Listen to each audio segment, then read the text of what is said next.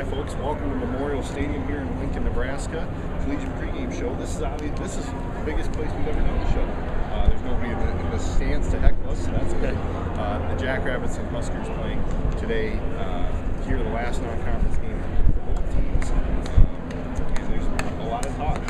Nebraska has been talk nationally with a lot of things going around Pelini and their defensive performance after last week in the UCLA right here.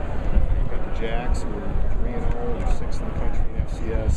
Nebraska just fell out of the top 25 last week, so a lot of different things at play. What do you sort of expect to see today? Well, I don't know. I think it's going to be a great game, I hope.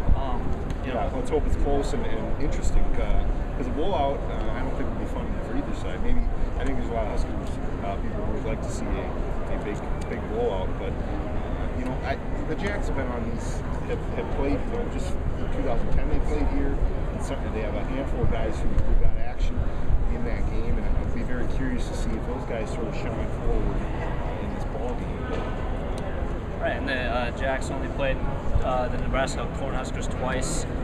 Last time, like you said, 2010, 17-3, pretty close.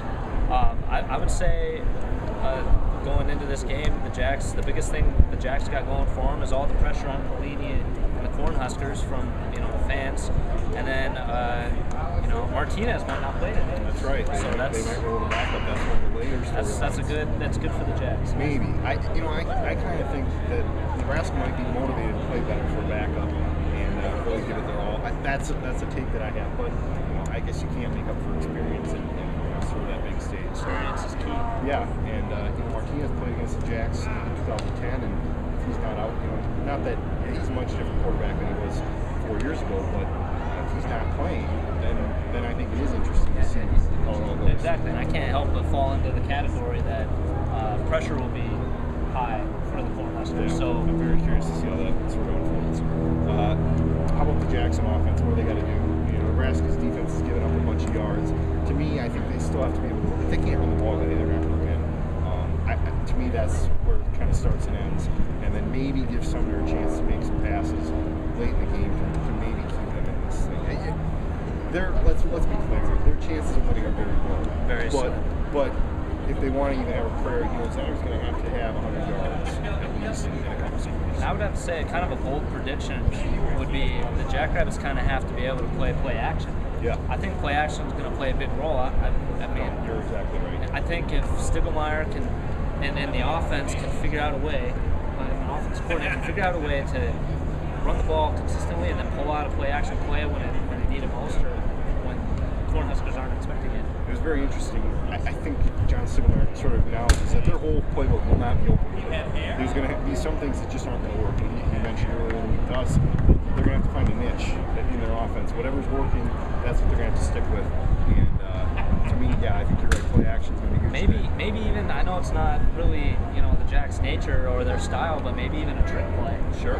Like one trick play, kind of like going back to SDSU last year during the playoffs. They pulled out the fumble rooster.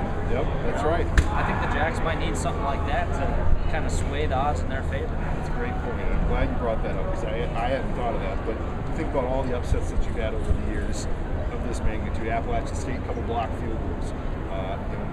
North Dakota State made some key plays against Kansas State. You sort of mentioned it. They're going to need a big play, something that 40 years from now everybody will remember as sort of being the play from this game. Right. They're going to need at least one of those today. Prediction time. You know what? I'll go 31-28. Huskers. Okay. All right. I don't think it will be that close. I think it will be Nebraska 38, South Dakota State 17. So, although I would love to see a close game, it may be interesting if people sort of get on edge. Marcus, I'd kind of like to know your take a little bit on the defense. What do they got to do today to stop the Cornhusker offense, especially if Martinez isn't playing today?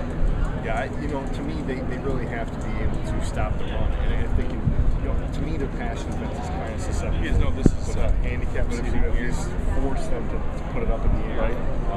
That would be handicap seating at least enough. So I don't know if you're setting up with that. No, I just think that's kind of interesting.